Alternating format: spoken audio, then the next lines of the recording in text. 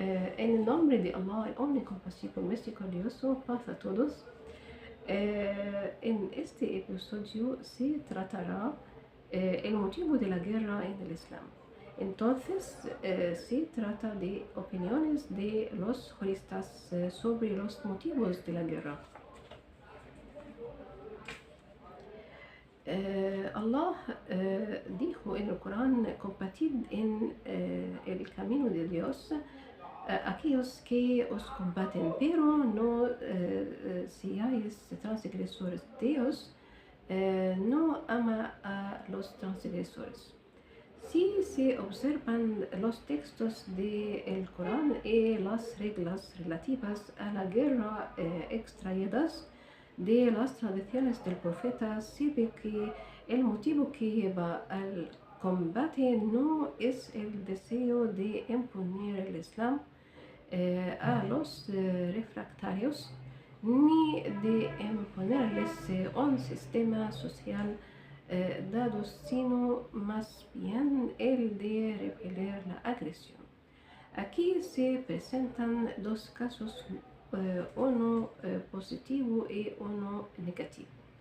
Primero, la guerra no fue emprendida para imponer la religión. Dios dijo a este respecto: ninguna coacción en la religión.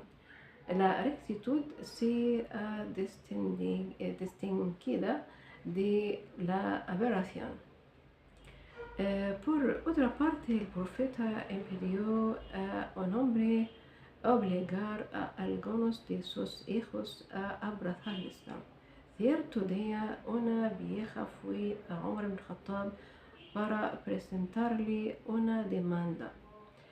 Como no era musulmana, Omar la invitó a abrazar el Islam, pero ella rehusó y Omar se fue, más por el hecho de que él era príncipe de los creyentes. Temió que hubiese habido algo de apremio en sus propósitos, y entonces se volvió hacia Dios diciendo con humildad: Dios mío, yo deseaba guiar y no apremiar. Lo cual fue seguido por las palabras del Altísimo: ninguna coacción en la religión. La rectitud se distingue de la aberración. El Corán prohíbe la insumisión religiosa y condena la insumisión del fiel más severamente que su asesinato. Atacar la creencia es peor que atacar a la persona. El Corán dice: la persecución de los creyentes es peor que el crimen. En lo que concierne al segundo caso, combatir para repeler la agresión, dice el Corán: quien quiera haya denotado hostilidad contra vosotros, denotad hostilidad contra él la misma manera que él ha señalado hostilidad contra vosotros. Sed piadosos respecto a Dios, sabed que Dios está con los piadosos. El Corán, según sus textos, considera que aquellos que no combaten a los fieles son dignos de un buen trato. En cuanto a aquellos que los combaten, no son más que agresores. Allah dijo en el Corán: Dios no os prohíbe ser buenos y equitativos con los que en religión no os han combatido ni os han expulsado de vuestras moradas. Dios ama a los equitativos. Dios os prohíbe solo tomar por afiliados a aquellos que en religión os han combatido, os han expulsado de vuestras moradas y han prestado asistencia a vuestra expulsión. Los que les tomen por aliados serán injustos. Aunque el combate sea considerada legítima cuando consiste en rechazar la agresión, el Corán no autoriza la declaración de guerra al primer signo precursor de la agresión, ni incluso después de que la agresión haya tenido lugar, si es posible detenerla sin necesidad de combate. Está dicho, si castigáis, castigad de la misma manera que habéis sido castigados, pero ciertamente si sois pacientes, habrá beneficio para aquellos que lo siguen. Allah dijo. Estos explícitos textos confirman que la guerra del profeta y de sus virtuosos compañeros no tenía como causa más que rechazar la agresión y una voluntad de imponer cualquier opinión o fe. Pero debemos suponer que es importante para aquel que predica una causa sublime que tiene por fin defender la fe y la libertad individual. El que los hombres tengan conocimiento de dicha causa, que cada hombre tenga el derecho de elegir con entera libertad y entre las diferentes doctrinas aquella que le convenga más y esté más de acuerdo con su razón. Si un rey o un déspota oprime a su pueblo, constriñe su libertad de pensar y impide a la verdad de llegar hasta él, el predicador tiene derecho, en el caso de que posea la fuerza necesaria, a romper el obstáculo que se levanta entre aquellos oprimidos y su mensaje, para que puedan tener la posibilidad de aceptar y adoptar esas nuevas verdades si creen en ellas. Muhammad el profeta luego no ha querido recurrir a la violencia en los comienzos por miedo de que en el futuro se le pudiese acusar de haber combatido para imponer su religión a los hombres o de haberles obligado a abrazarla. Por esta razón ha seguido dos vías. Uno, enviaba el mensaje religioso a los reyes y jefes de su época, invitándoles a unirse al Islam si no respondían a su llamada hacia recaer sobre ellos la responsabilidad de su abandono y de los pecados de sus súbditos. Dijo a Heraclio: hazte musulmán y vivirás en paz. Si rechazas este llamamiento, responsabilidad de aquellos que persistan en el error caerá sobre ti. Oh pueblos que crees en las escrituras, unámonos basándonos en este principio, no adoremos más que a Dios, no le asociemos a otras divinidades y no reconozcamos otro dueño más que Él. Dos, después de la invitación oficial, el profeta revelaba las verdades islámicas para que esos pueblos tomasen conocimiento de ellas y para que pudiesen seguir los que las deseasen. En efecto, fueron adoptados por cierto número de habitantes de Siria sometida entonces a la dominación bizantina. Los egipcios, así como otros pueblos, conocieron estas verdades una vez que fueron puestos al alcanzar de aquellos que deseaban conocerlas. Y los países vecinos de los árabes hablaron de ellas.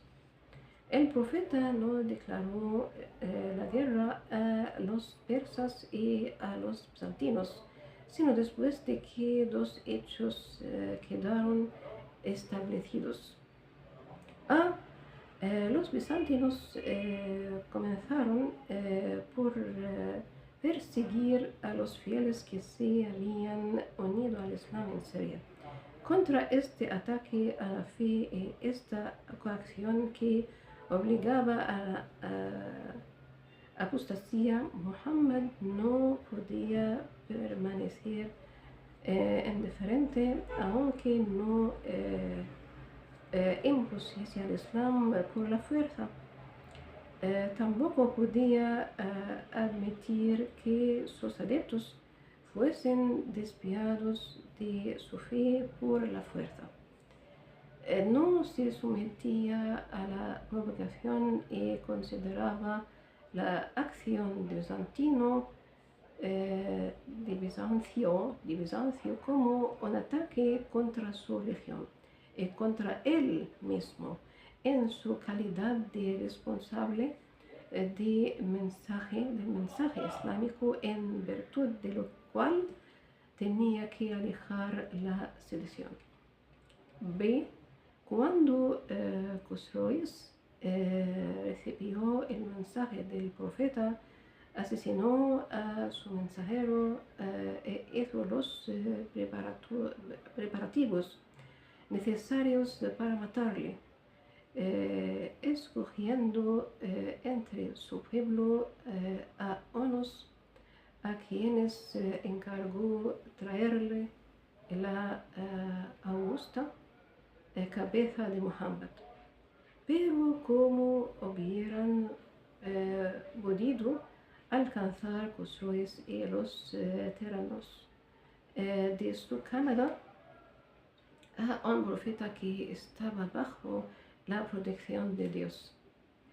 Por estas dos razones, el profeta emprendió la guerra contra los bizantinos y los persas, a fin de acabar con sus conspiraciones y las de sus guerreros en contra de la religión.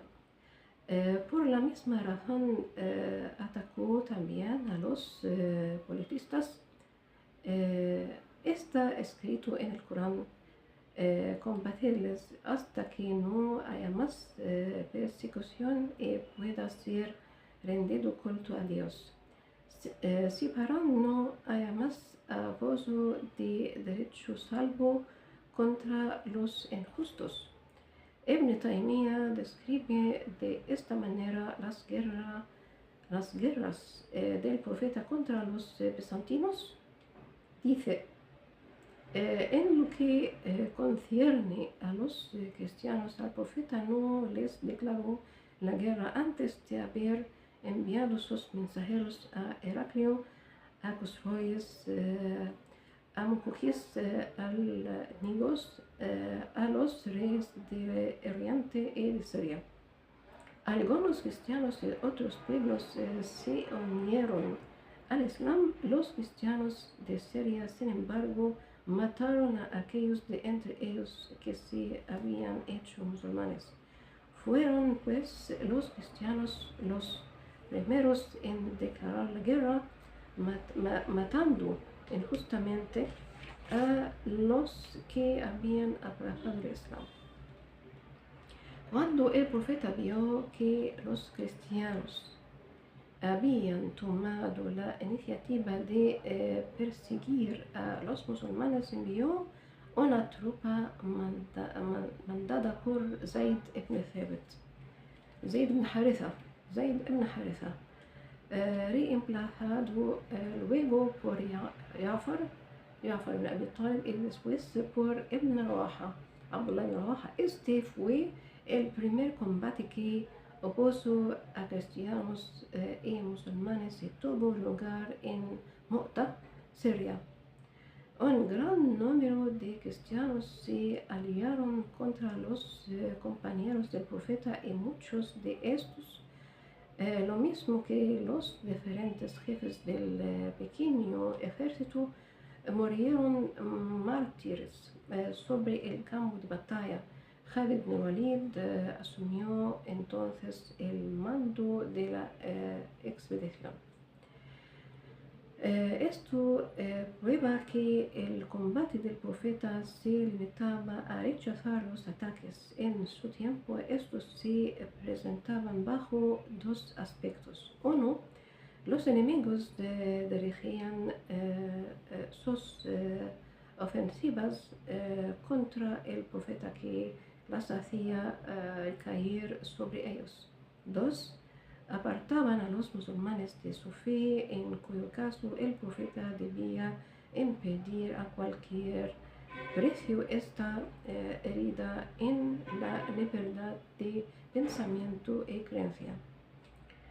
Bajo estos dos aspectos vemos que el profeta ni imponía su religión ni obligaba a nadie a abrazarla, sino ya que el Corán estipula nada de coacción en religión. Es decir, que si el profeta entraba en guerra, era únicamente para defender la libertad de pensar y para proteger al creyente contra los que querían hacerle renegar de su fe. Cuando el profeta murió, todos los países vecinos se levantaron para desviar a los creyentes de su religión. Los bizantinos fueron los primeros. En consecuencia, se hacía necesaria la respuesta. Cuando Cosroes trató de asesinar al profeta, dio el orden de enviar a Osama ibn Zayd a la cabeza de un numeroso ejército en contra de él. Los dos venerables viejos, Abu Bakr y Omar, figuraban entre los soldados de este ejército. Cuando Abu Bakr y luego Omar llegaron a ser califas,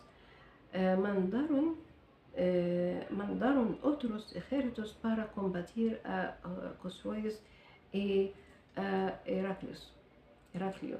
Tras de haber sometido a los rebeldes de la Redda en los países árabes, la palabra pertenece a Dios, a su profeta y a los creyentes. Durante el reinado de todos los califas ortodoxos, la guerra se desarrolló según las mismas normas. Las hostilidades siguieron contra los persas y su imperio de Oriente, y contra Siria y el imperio de Heraclio. Estas guerras proporcionaron seguridad a los fieles, seguridad que no solamente se limitaba a los musulmanes, sino que se extendía a los cristianos jacobitas, a los cuales trataban los romanos de imponer la fe católica, por lo cual estos cristianos acogieron a los invasores, demostrándoles su entusiasmo. Los creyentes no libraron batalla más que contra los romanos, que fueron vencidos desde el primer choque, ya que la lucha entre musulmanes y egipcios se redujo a simples escaramuzas, triunfando la justicia musulmana que defendía las libertades y en particular la libertad de creencia. Bajo el título Opiniones de los juristas sobre los motivos de la guerra, el jeque Muhammad Abu Zahra dice: en el siglo II de la Égira tuvieron lugar serias tentativas de interpretación jurídica, en tanto que la guerra estaba en pleno auge entre los musulmanes y sus rivales. Pero los jefes de entonces no podían ser comparados a Omar ibn al-Khattab, Ali ibn Abi Talib, Khalid ibn al-Walid o a Abi Ubaida Amr ibn al-Jarrah, los gobernadores que enviaban a sus generales al campo de batalla no tenían el temple de los califas ortodoxos en lo que se refiere a piedad, devoción o compasión con respecto a los creyentes. Ninguno de ellos había destruido de sus funciones a un jefe de ejército a causa de sus matanzas, como hizo Omar ibn Khattab cuando destituyó a Khalid ibn Walid de su puesto. Los alfaquíes fueron testigos entonces de unas carnicerías que no estaban de acuerdo con los preceptos establecidos por el profeta. Se volvieron pues hacia la época de para encontrar en ella la luz que les aclarará, la luz que pudiera iluminar los conceptos de la guerra. Observaban el periodo de los califas ortodoxos que habían sido guiados por Muhammad SAW y habían sido contemporáneos de sus batallas, extraían de estas campañas, órdenes y preceptos que sumaban a los del profeta. La mayoría de los alfaquíes estaban de acuerdo sobre los motivos de la guerra, rechazar la agresión. Esta mayoría decidió entonces que la guerra dependía de la agresión tal y como había sido decidida por algunos textos del Corán. Nadie debe ser muerto por no ser musulmán, o en otros términos, nadie debe morir por su falta de creencia, sino únicamente por su agresión al Islam. Este principio es evidente y encontramos en las páginas que predigen todas las pruebas en las que se apoya.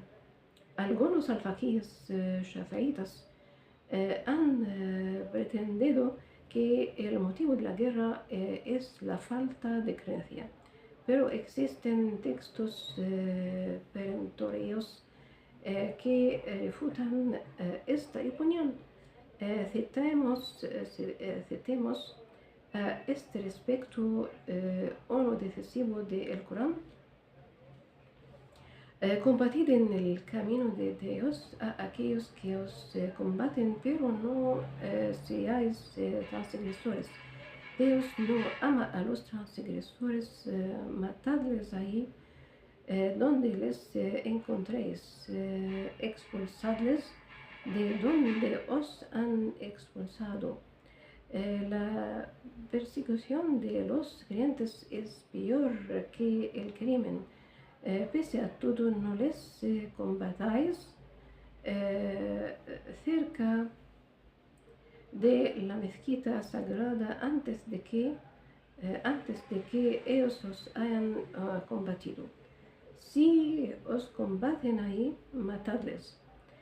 Tal es la recompensa de los infieles. Dios absuelve y es misericordioso. Combatirles hasta que no hay más persecución y el culto sea para Dios. Si se detienen, que no haya más abuso de derechos salvo contra los injustos. Estos versículos pueden ser considerados como el estatuto de guerra en el Islam. Ibn Taymiyyah deduce de ellos que la guerra no tenía lugar más que para rechazar la agresión. Basa su opinión en estos aspectos. 1. El Altísimo ha dicho: combatid en el camino de Dios a aquellos que os combaten. La autorización de hacer la guerra para los musulmanes está basada, por tanto, en el ataque de los enemigos. 2. Las palabras del Altísimo, pero no seáis transgresores, prueban que está prohibido atacar a aquellos que no combaten o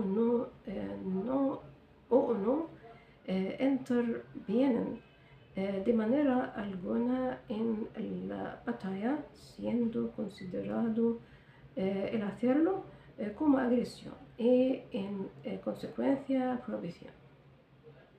3. El fin de la guerra es suprimir la persecución.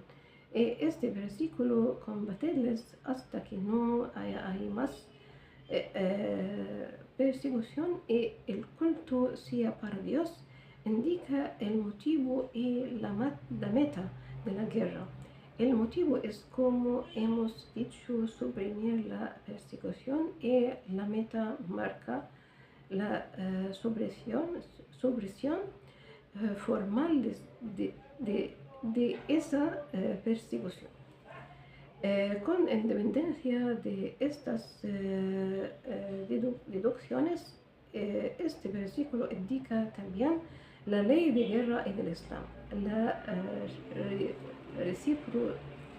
reciprocidad del tratamiento. Esto a menos que los agresores se desvíen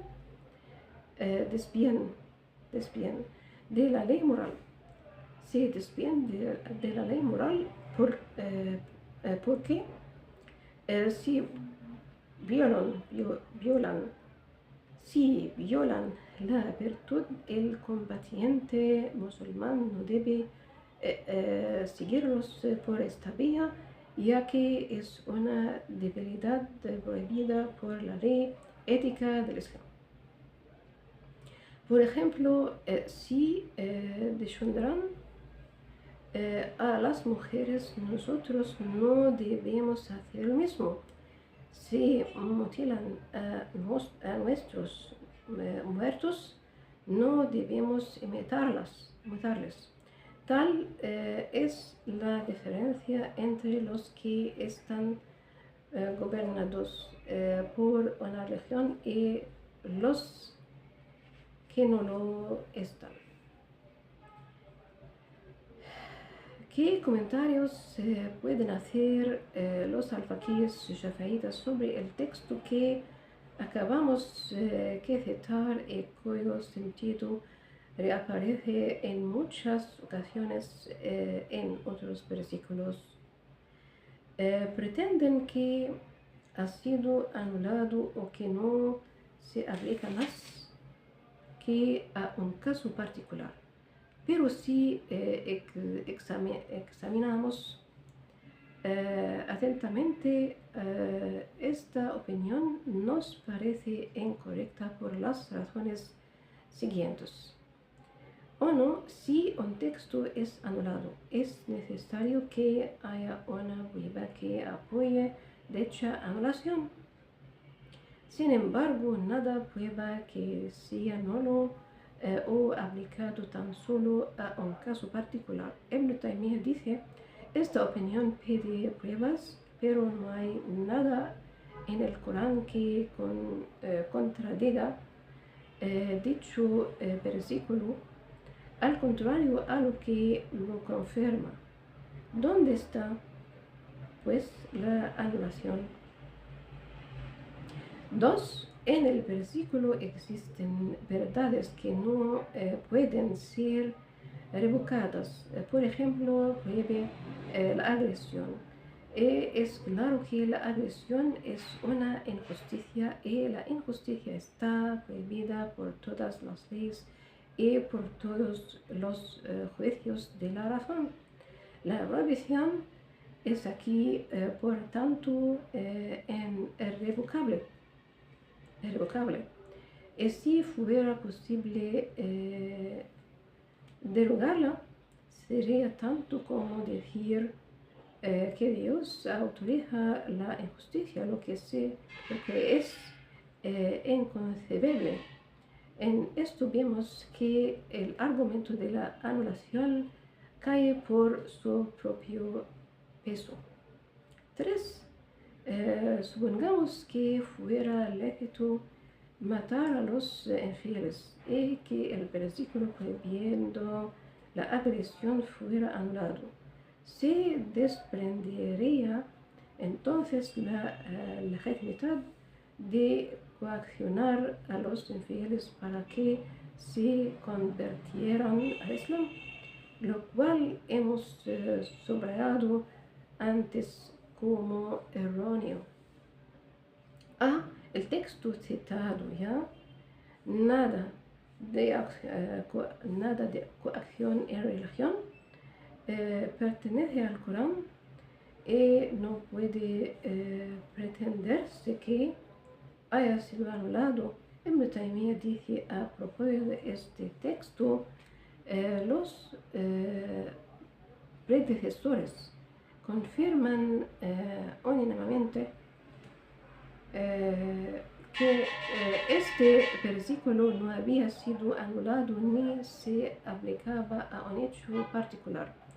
Decía: no imponemos el Islam a nadie, sino que combatimos a los que nos atacan. Si se unen al Islam, preservan su sangre y sus bienes. No matamos a los que no combaten y no forzamos a nadie a adoptar el Islam. B. Está probado que el profeta hizo prisioneros de guerra entre los infieles, algunos de los cuales fueron muertos, otros puestos a rescate y otros liberados. En ningún caso el profeta impuso su religión. Y aquí las guerras habían sido declaradas contra la incredulidad y el politismo, Estos cautivos no tenían otra alternativa final que la muerte, lo que hubiese sido perfectamente justificable. Si los enemigos renuncian a su ataque, el Corán al jefe del ejército la elección entre dos alternativas: pedir rescate por los cautivos o ponerles en libertad gratuitamente. Está dicho a este respecto, machacadles hasta que les obliguéis a pedir merced. Entonces apretad los lazos. Después o bien la liberación o bien el rescate, luego que la guerra haya descansado su carga. Hasta luego el próximo episodio. Paz a todos. Assalamu alaikum.